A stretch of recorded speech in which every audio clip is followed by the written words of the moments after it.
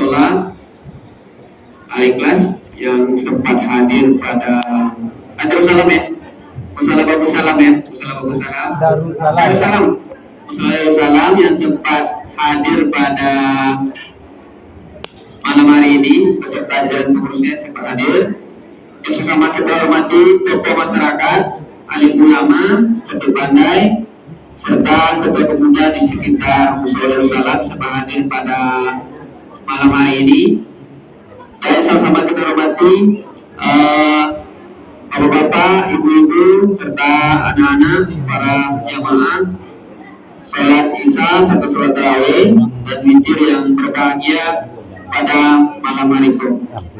Dan tak bosan-bosan pula kita menyampaikan selawat dan salam kepada arwah junjungan kita, yakni Imam Besar Muhammad SAW dengan ucapan Allahumma shalli ala Muhammad wa ala ali Muhammad.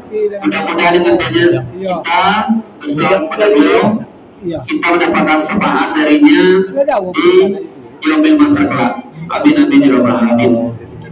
Dan sesuai dengan kata pepatah kita, tak kenal maka tak sayang, tak sayang maka tak cinta. Maka perkenalkan dulu di Ambo, nama Ambo Al-Fikri Fauzi MPD, tinggal di Desa Siberakun, Kecamatan Beneng. Pekerjaan saya hari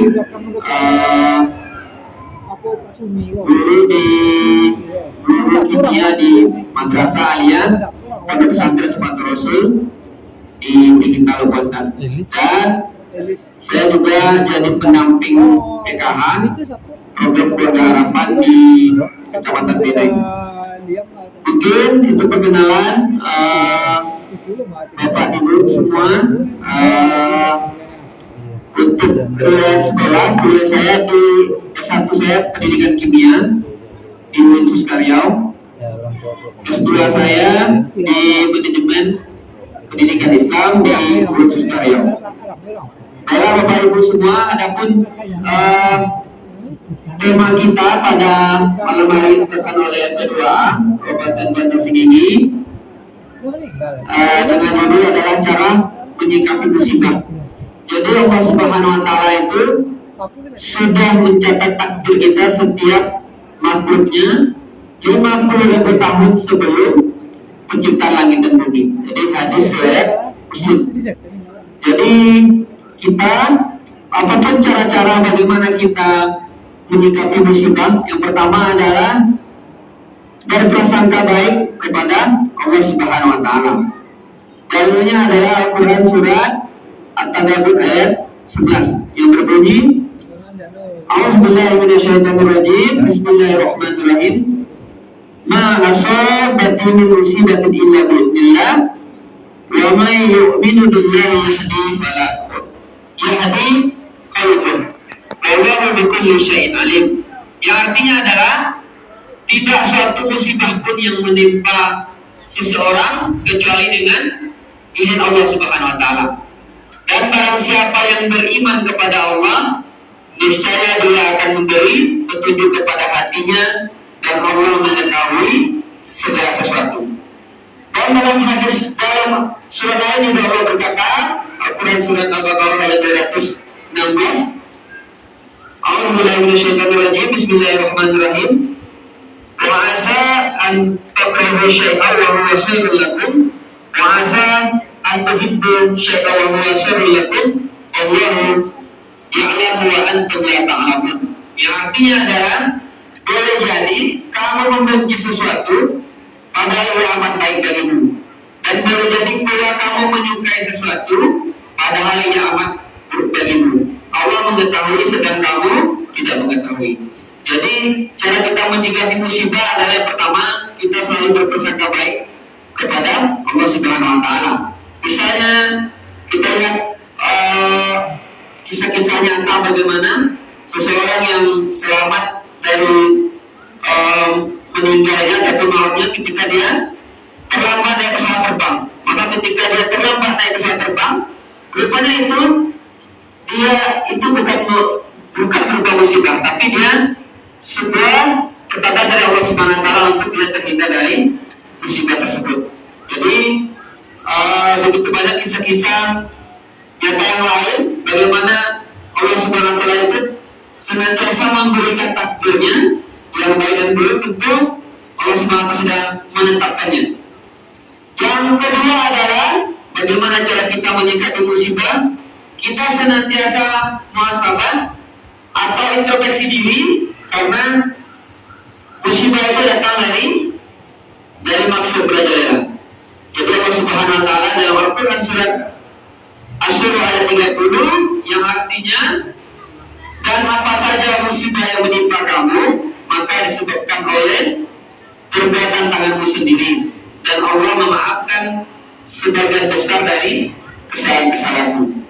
Jadi ketika kita mendapatkan musibah seperti banjir, tanah longsor dan sebagainya, itu menandakan bahwa sebenarnya yang menyebabkan musibah tersebut, banjir tersebut itu karena Allah tangan kita sendiri.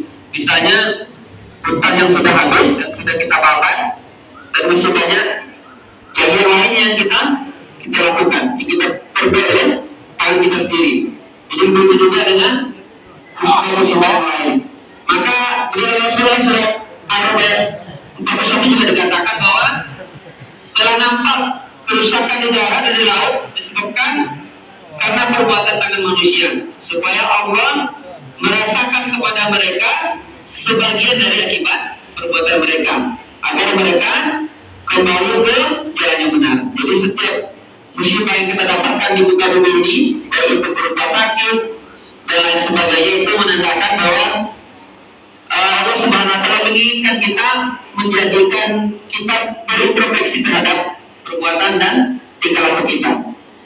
Maka Imam Abu Ali Hurairah berkata dan mengatakan bahwa barang siapa yang berbuat maksiat di muka bumi, maka ia telah berbuat kerusakan di dalamnya.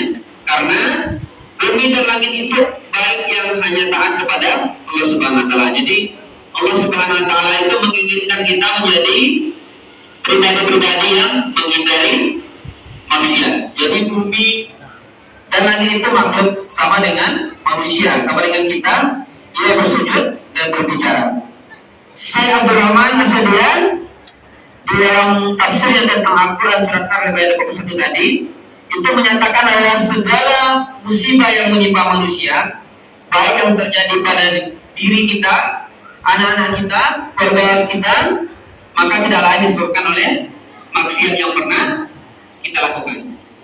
Cara yang ketiga dalam kita menyikapi musibah adalah bertobat dan beristighfar kepada Allah Subhanahu wa taala. Dalilnya apa? Dalilnya adalah Quran surat Tarim ayat 8 yang berbunyi, A'udzubillahi minasyaitonir rajim. Bismillahirrahmanirrahim. Ya ayyuhalladzina amanu tubu ilallah taubatan nasuha asa rabbukum ay yukaffir ankum sayyi'atikum wa yusahhil lakum jannatin tajri min tahtiha al-anhar yawma yatajirullahu nabiyyal ladzina amanu ma'a nurahum yas'a baina aydihim wa bi'imanihim yaquluna rabbana ismih lana nurana wa'fir lana innaka ala kulli syai'in qadir. Yang artinya apa? Hai orang-orang yang beriman, bertobatlah kepada Allah dengan taubatan nasuha atau tobat yang semurni-murninya. Mudah-mudahan Rabbmu akan menutupi kesalahan-kesalahanmu dan memasukkanmu ke dalam sunnah yang mengalir, ke dalamnya surga yang mengalirnya di bawah sungai pada hari ketika Allah tidak menghinakan Nabi, dan orang-orang mukmin yang bersama dia sedang cahaya mereka memancar di hadapan dan di sebelah kanan mereka, sambil mereka mengatakan, ya Rabb kami, sempurnakanlah bagi kami cahaya kami dan ampunilah kami, sesungguhnya Engkau Maha Kuasa atas segala sesuatu. Jadi Bapak Ibu para jemaah yang berbahagia, jadi cara yang ketiga kita adalah dalam menyikapi musibah adalah senantiasa kita bertobat kepada Allah Subhanahu wa taala dan beristighfar kepada Allah Subhanahu wa taala, karena Allah Subhanahu wa taala itu sangat rindu dengan orang-orang yang bertobat dan beristighfar. Maka beruntunglah kita diberikan oleh Allah Subhanahu wa taala umur yang panjang Jadi kita masih bisa berjumpa dengan Ramadan kali ini dan bisa kita manfaatkan Ramadan ini dengan mengisi ketaatan kepada Allah Subhanahu wa taala. Dan dalam Al-Quran surah ayat 96 juga dikatakan adalah jikalau sekiranya penduduk negeri beriman dan bertakwa, maka pastilah kami akan melimpahkan kepada mereka berkah dari langit dan bumi. Tetapi mereka mendustakan ayat kami itu, maka kami siksa mereka disebabkan oleh perbuatannya. Cara yang keempat adalah bagaimana kita menghadapi musibah, itu hadapi musibah dengan sabar dan melaksanakan sholat dan berdoa kita ampun kepada Allah Subhanahu wa taala. Dalam Al-Quran surah Al-Baqarah ayat 153 dikatakan, ya ayyuhalladzina amanu ista'inu bis-sabri was-salah innallaha ma'as sabirin. Yang artinya adalah hai orang-orang yang beriman, jadikanlah sabar dan salat sebagai penolongmu. Sesungguhnya Allah Subhanahu wa taala beserta orang-orang yang sabar. Maka ketika kita menghadapi musibah, baik itu musibah ada keluarga kita meninggal ataupun kita mengalami sakit, maka kita yakinlah ketika kita senantiasa bersabar dan selalu melaksanakan sholat, insya Allah Allah Subhanahu wa taala akan mempermudah langkah-langkah kita dan akan mempermudah kehidupan kita. Dan ini adalah yang terakhir, bagaimana cara kita menghadapi musibah. Yang terakhir adalah jadikanlah pelajaran musibah lalu dan bandingkan musibah yang pernah dialami oleh orang-orang terdahulu agar tidak berbuat ingkar dan maksiat lagi kepada Allah Subhanahu wa taala. Jadi kalau kita banyak baca kisah-kisah orang terdahulu, baik kisah Nabi dan lain sebagainya, maka sudah sepantasnya kita mengambil pelajaran-pelajaran itu mulai dari kisah Nabi Yud. Kisah Nabi Yud itu bagaimana banyak orang ketika itu terjadi peristiwa yang banyak, kalau di istilah zaman sekarangnya banyak kaum pelangi gitu kan. Jadi apa musibahnya gitu, maka musibahnya banyak yang telah terjadi waktu itu, maka itu menjadi pelajaran bagi kita bagaimana ketika itu banyak gempa bumi yang terjadi. Maka ketika kita menjadikan pelajaran pada musibah yang lalu dan kita bandingkan dengan sekarang, maka kita harus senantiasa mengambil ibro daripada ataupun pelajaran-pelajaran dari kisah masa lalu. Mungkin demikian dapat aku sampaikan pada kesempatan kali ini. Mohon maaf apabila banyak kata-kata ambil yang tidak berkenan di hati Bapak para jemaah semua. Mudah-mudahan pertemuan kita diberkati oleh Subhanahu wa taala dan mudah-mudahan amal-amal ibadah kita diterima oleh Allah Subhanahu wa taala. Amin amin ya rabbal alamin. Wabillahi taufiq hidayah. Assalamualaikum warahmatullahi wabarakatuh.